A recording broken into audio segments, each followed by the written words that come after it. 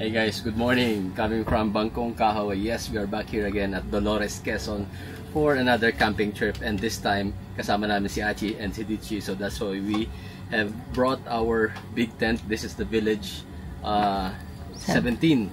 Alright, so but anyway, what I wanted to share with you today is our new bed. Okay, eto. Look at this. Makapal and very stable.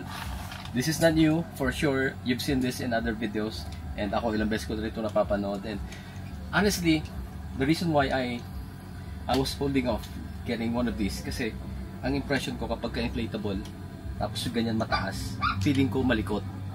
And I was proven wrong. Ang sarap ng tulog namin dito kagabi. Tingnan nyo. Hindi siya ganun kalikot. And itong material na to pala, ito, akala ko kung anong decorative lang siya. Meron pala itong purpose. It makes the surface a little bit firm. Okay? Kasi di ba, yung mga sanay na mag-camp, usually, one of the complaints kapag ka-inflatable, yun nga, malikot. This is 40 cm, yung height nito. Alright? So, sakto kapag ka medyo kakaedad ka na, mas madaling umupo at tumayo. Pinakamaganda dito, it has its own pump built-in. May battery pack na to. Okay? So, hindi mo na kailangan isaksak sa kotse or magdala ng malalaking power bank para lang i-charge. So, ito lang i-charge mo bago ka umalis. So, may inflate tsaka deflate. And then, this is the stop button. Pag hindi mo ginagamit, pwede mo siyang gamitin ilaw. Ayan. Cool, di ba? So, since inflated na to, ipakita ko lang muna sa inyo paano mag-deflate. So, again, press mo lang tong button na to. Ayan. Sumisigaw na siya.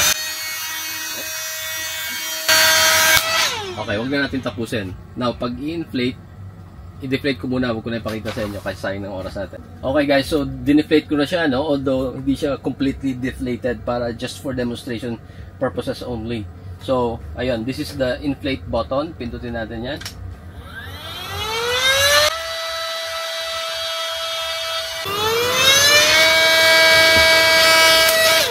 Okay, huwag na natin tapusin, but it will take more or less mga 5 minutes bago to mag-fully inflate. Alright? So, once it's done, just close that, like that.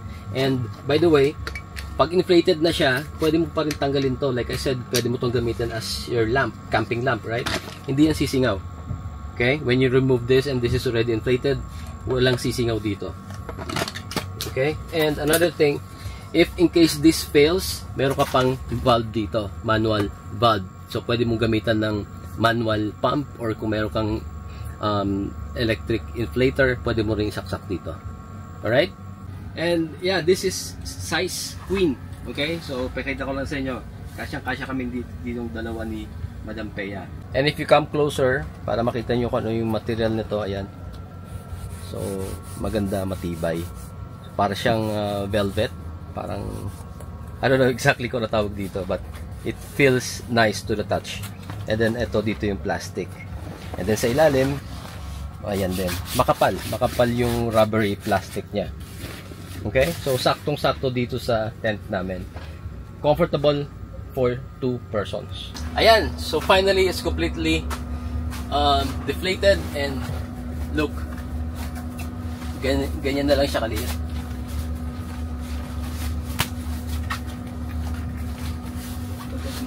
So, ito na siya, and it comes with a bag.